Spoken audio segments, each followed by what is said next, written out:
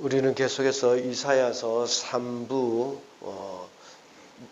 40장부터 66장까지의 말씀을 지금 살펴보고 있는 중입니다.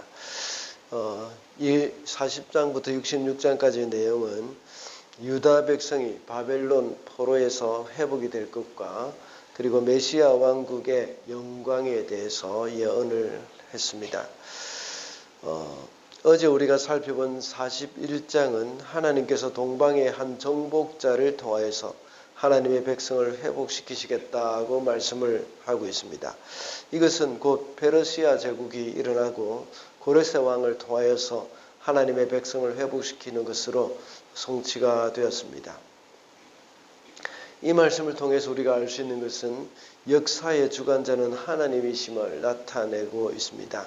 그리고 역사의 주관자이신 하나님은 우리를 도우시는 분이시고 또 그 하나님 앞에서 우상은 아무런 의미가 없다고 했습니다. 오늘 본문인 42장은 여호와의 종의 노래라고 하는 장입니다. 여기서는 여호와의 종이 되시는 메시아의 성품과 그의 사역을 말하고 있습니다.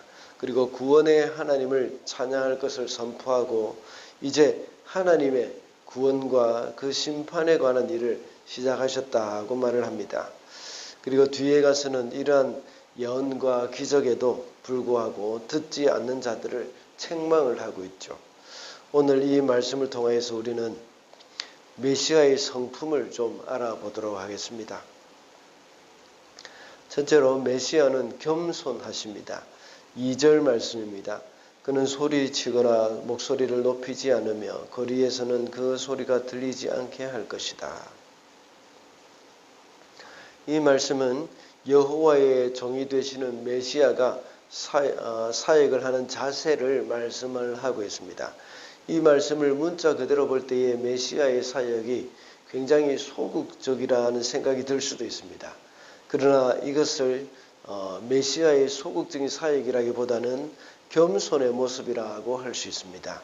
메시아가 하나님의 종으로서 사람들로 하여금 자신을 주목하게 하지 않는다는 말씀입니다. 그리고 자신을 높이거나 자랑하지 않을 것이라는 말씀을 하고 있는 것입니다. 실제로 예수께서 그리스도로 이 땅에 오셨을 때는 철저하게 당신을 낮추셨습니다. 오직 하나님 아버지를 나타내는 삶을 사셨죠. 예수께서 하시는 말이 당신의 말이 아니요 예수님을 보내신 하나님의 말을 하는 것이라고 하셨습니다. 자신의 목소리를 내지 않고 하나님의 말씀을 했다는 것입니다. 그래서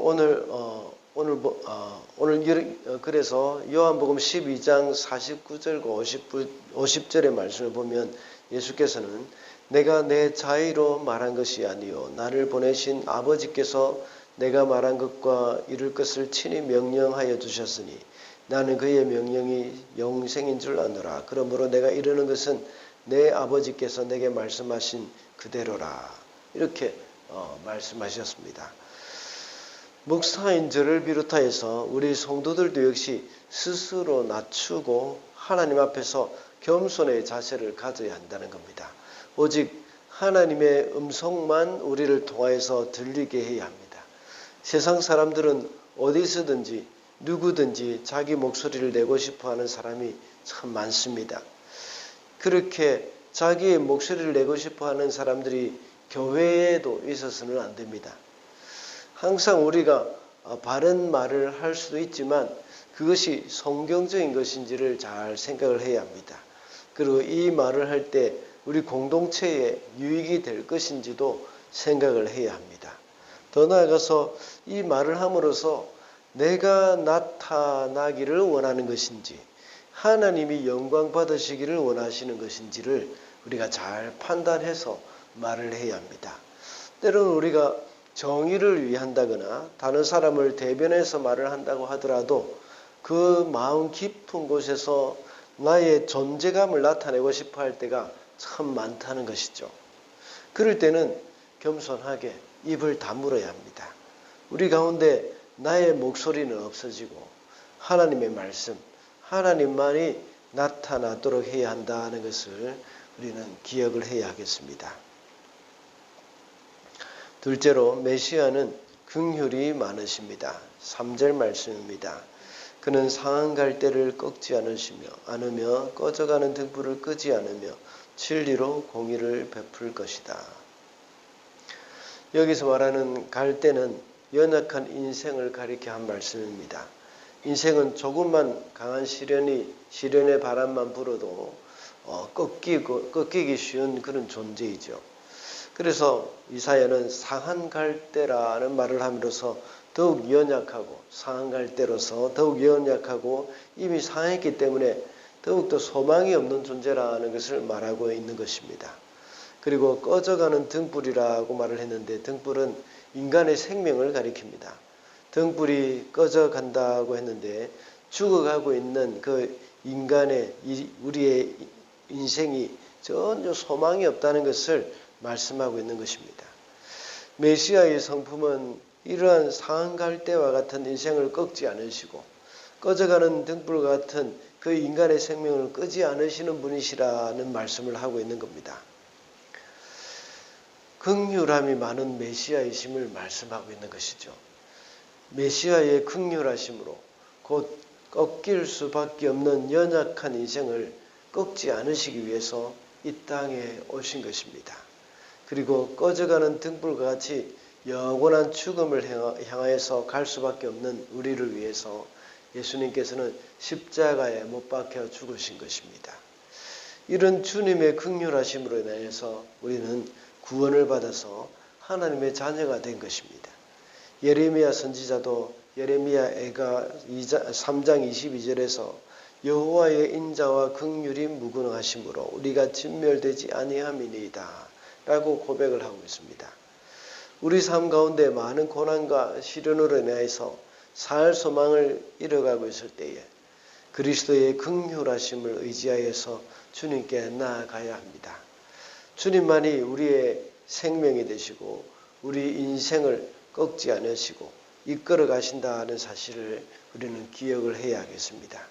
그래서 주님의 백성들은 세상 사람들이 볼 때에 꺾일 것 같고 실패할 것 같으나 주님과 함께 다시 일어날 수 있는 그런 사람들입니다. 그래서 사도 바울은 고린도후서 6장 9절과 10절에서 이렇게 말씀하고 있죠. 무명한 자 같으나 유명한 자여 죽은 자 같으나 보라 우리가 살아있고 징계를 받는 자 같으나 죽임을 당하지 아니하고 근심하는 자 같으나 항상 기뻐하고 가난한 자 같으나 많은 사람에게 부요하게 하고 아무것도 없는 자 같으나 모든 것을 가진 자로다. 이것이 바로 긍휼하신 그 주님만, 주님의 은혜로 말미암아 이렇게 된 우리들이라는 사실입니다. 이 땅에서 긍휼이 많으신 주님만 의지하며 살아야 하겠습니다. 마지막으로 메시아는 공의를 행하십니다. 4절과 25절 말씀을 읽겠습니다. 그는 쇠하지 않으며 낙담하지 않으며 끝내 세상에 공의를 세울 것이니 곧 먼 나라에서도 그의 가르침을 받기를 간절히 기다릴 것이다. 25절입니다.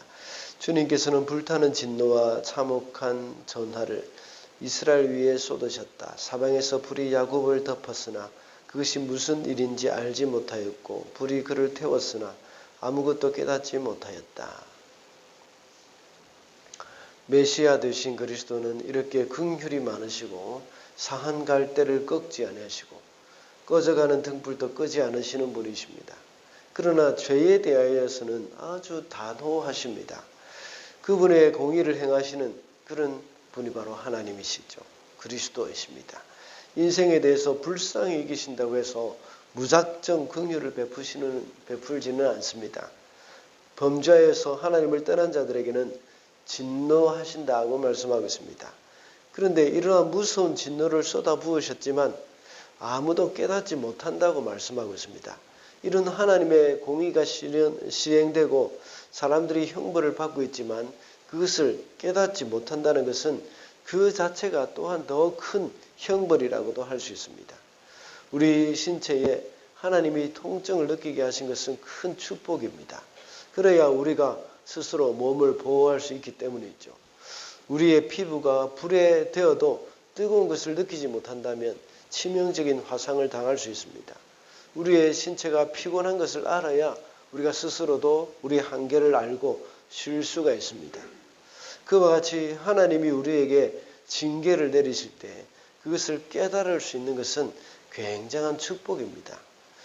그것을 깨달아야 회개를 하고 하나님께로 돌아올 수 있기 때문입니다.